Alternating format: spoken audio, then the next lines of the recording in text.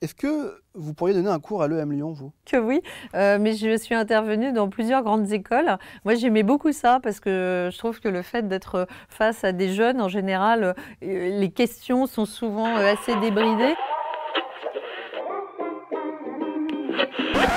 Et pourquoi c'est pas vous, Madame Calmels? Pourquoi c'est pas moi? Ou quoi? Quand? Comment? La présidente des LR, ça aurait pu être vous? Il faut que vous sachiez que je fais de la politique depuis à peine 4 ans et qu'en fait, j'ai jamais été encartée dans un parti politique et que j'ai commencé il y a même pas 2 ans. Fin 2015, j'ai pris mon adhésion à un parti politique. Alors, vous voyez, être première vice-présidente, c'est déjà beaucoup. Et pourquoi la droite, alors, il y a 4 ans? J'ai toujours été plutôt proche des valeurs de la droite qui restaurent le travail, le mérite, l'ascenseur social. Je crois profondément à la liberté d'entreprise. J'ai passé 20 ans dans l'entreprise privée, dans des grandes ou dans des toutes petites entreprises. Je crois à la libération des énergies et je crois aussi que l'État doit surtout se concentrer sur ce que sont ses missions premières, régaliennes, police, sécurité, justice, éducation, lutte contre l'immigration. On a été voir les Français dans la rue pour leur demander ce qu'était la droite. Je vous propose de regarder. C'est quoi la droite pour vous aujourd'hui? Oh putain. Je ne fonctionne pas d'une manière binaire comme ça. D'abord une idéologie qui va plus partir de la personne vers le collectif, alors que pour moi la gauche part plutôt du collectif vers l'individu. Je crois que la droite est plutôt quelque chose qui exclut. Je suis d'origine maghrébine, je peux voter à droite pour certaines choses, mais on a le cœur à gauche. Les gens sont plutôt au centre. On est tous un peu de droite, malheureusement. Qui incarne pour vous la droite aujourd'hui? Macron. Emmanuel Macron. Quand il a dit ni gauche ni droite, je pense qu'il y a vraiment que les gens de droite qui disent qu'il n'y a pas de gauche et de droite. De droite dans le sens qu'il est néolibéral. Il fait des choses intelligentes, je trouve, justes. Il est quand même moins extrémiste que Wauquiez. D'abord, on recrute davantage, le chômage commence à diminuer, donc il y a des choses positives. Il y a encore une gauche et une droite, ça existe encore en France? Pour moi, oui. Je reste convaincue que nous avons tous, et qu'on soit politisé ou pas, des inclinations et qui viennent aussi d'une idéologie. On le voit bien sur certaines thématiques, les clivages gauche-droite reviennent. Et même aujourd'hui, pour Emmanuel Macron, ça va être compliqué parce qu'il a une majorité qui est extrêmement plurielle.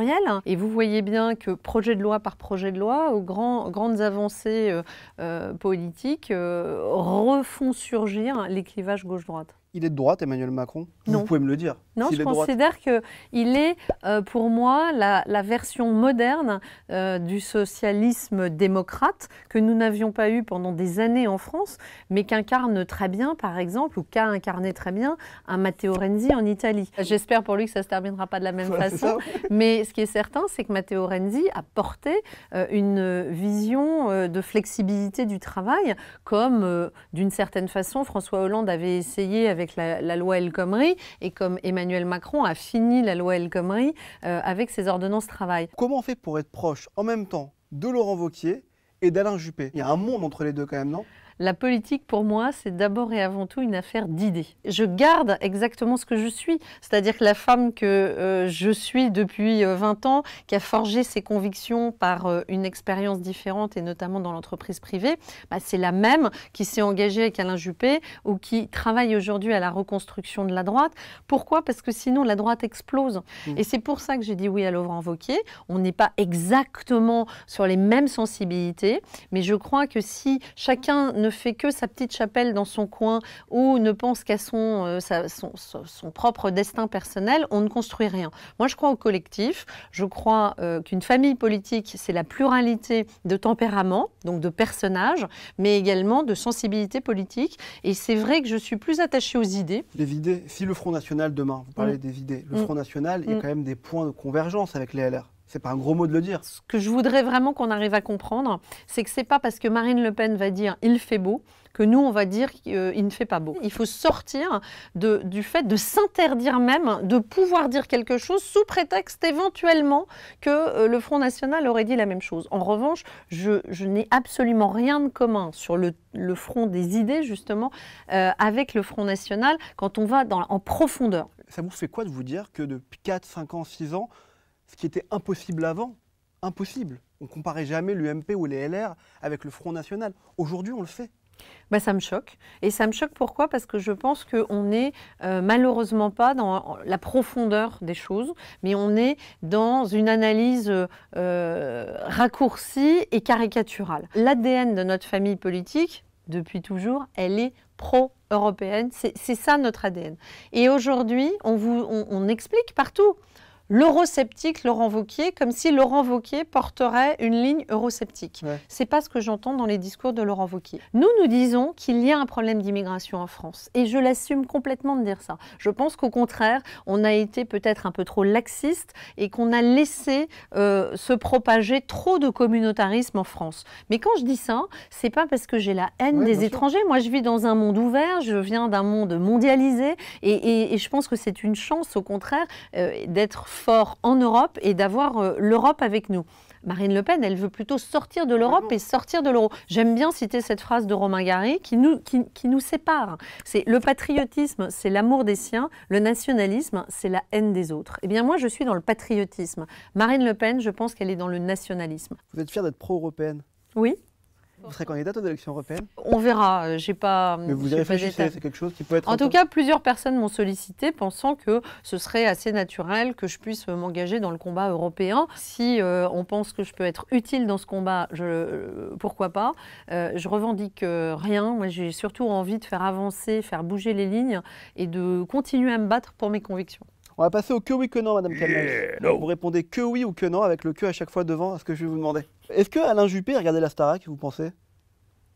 J'en ai jamais parlé avec lui. Je sais que Nicolas Sarkozy aimait beaucoup la Star Academy. Alain Juppé, j'ai pas le souvenir. Est-ce que vous êtes pour la réduction du nombre de parlementaires? Que oui, même si il faut quand même nuancer, c'est-à-dire qu'il ne faut pas non plus éloigner trop les représentants du peuple avec les citoyens. Vous êtes pour l'adoption des couples homosexuels, par les couples homosexuels? Que oui, je suis une vraie libérale, je suis une amoureuse de la liberté et je trouve qu'on légifère souvent beaucoup trop dans la sphère de ce qui pour moi est de l'ordre du privé. Est-ce que vous trouvez que le lien entre l'Église et l'État a été abîmé? Que non, je suis catholique et je ne le revendique pas, mais je l'assume parce que ça fait partie de ce à quoi je crois. Je pense qu'il y a eu en tout cas à un moment donné, sur des débats sociétaux, peut-être malgré tout des vraies maladresses qui ont été commises vis-à-vis d'un grand nombre de personnes et notamment catholiques dans notre pays. Est-ce que vous pourriez donner un cours à l'EM Lyon, vous? Que oui, mais je suis intervenue dans plusieurs grandes écoles. Moi, j'aimais beaucoup ça parce que je trouve que le fait d'être face à des jeunes, en général, les questions sont souvent assez débridées et nous permettent de nous poser des questions qu'on ne se poserait pas forcément tout seul. Et j'intervenais pas mal dans les grandes écoles. Je continue à le faire d'ailleurs à la demande. Interdit. Vous avez encore le droit de le faire aujourd'hui au LR? Ah oui, pourquoi ce serait interdit? Je sais pas, c'est une idée comme ça. D'accord. Non, mais quand on me sollicite, je le fais volontiers. Est-ce que vous trouvez qu'on a été trop méchant avec François Hollande? Je n'aime pas les attaques personnelles ad nominem qui sont très vexatoires et blessantes. Et de ce point de vue-là, c'est vrai que François Hollande en a essuyé vraiment un très grand nombre. Virginie Calmels, on va terminer avec la question qui tue. Je sais pas de vous tutoyer si ça vous dérange pas. Je vous en prie. Tu as travaillé à Endemol, qui est une société de production. Donc tu développais, tu produisais des émissions de télévision. Nous, on a réfléchi à une émission de télévision. Imaginons un Koh-Lanta politique. D'accord? On met Nicolas Sarkozy, Laurent Wauquiez, François Fillon et Alain Juppé sur une île déserte. À ton avis, qu'est-ce qui gagne? La question s'est posée quand je dirigeais Endemol de savoir si on pouvait produire des émissions de télé-réalité ou des émissions tout simplement avec des politiques. Et moi, j'ai toujours été hostile à ça pour une raison simple, c'est que j'ai toujours considéré que la politique devait rester sérieuse, que déjà les hommes politiques en France souffrent d'une très mauvaise image et que les associer à des émissions un peu le Koh-Lanta de la politique où il y avait d'autres concepts comme la corde, etc., où on met des politiques. Oui, parce que ça existe à l'étranger. Et Endemol étant le leader mondial de la production audiovisuelle, on regardait les concepts qui pouvaient fonctionner dans certains pays pour voir s'ils pouvaient s'importer en France. Et moi, j'ai toujours été hostile à la production d'émissions de télé avec des politiques parce que je crois que ce serait encore une fois une couche supplémentaire pour la décrédibilisation des politiques dans le regard des Français. Et donc, ça me permet de ne pas répondre. Voilà, c'est ça, aucun n'ira dans l'île. Tu regrettes jamais d'avoir arrêté le métier d'avant et d'être entré en politique, franchement? J'ai sorti un livre qui s'appelle J'assume. Et le sous-titre, c'est que suis-je allé faire dans cette galère? Parce que plus d'une fois, je me suis posé cette question. A fortiori pendant la campagne des présidentielles, mais à certains moments, quand j'ai été tête de liste, des grosses attaques sexistes. À certains moments aussi, quand je me suis retrouvée dans un hôtel Kyriade à Guéret un samedi soir toute seule, c'était loin de ce que j'ai connu quand j'étais à la tête de Canal+ ou dans des malls.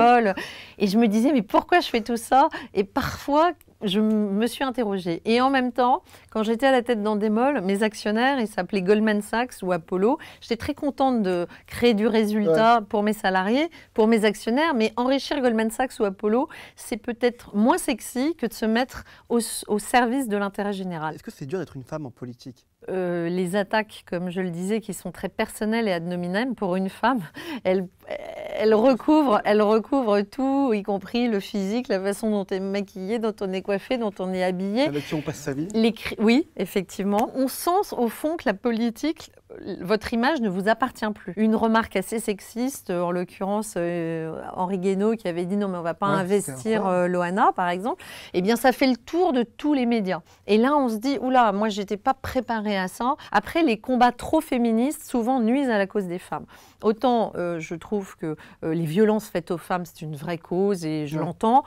Légiférer comme Marianne Schiappa le suggère pour des regards insistants ou dans la rue et infliger une amende de 90 €, là, ça me semble décalé. Moi, je suis heureuse de vivre dans un pays qui reste un pays latin et je suis contente qu'on n'ait pas pris 100% de ce que font les Américains. Tu étais sur les indécis. Est-ce que tu as déjà été indécise dans ta vie, toi ? Oh bah, il y a des moments où je me suis posé des questions, oui. En 2017, t'as pas du tout été indécise ? À aucun moment. Pourtant, franchement, on pouvait être indécis à droite en 2017.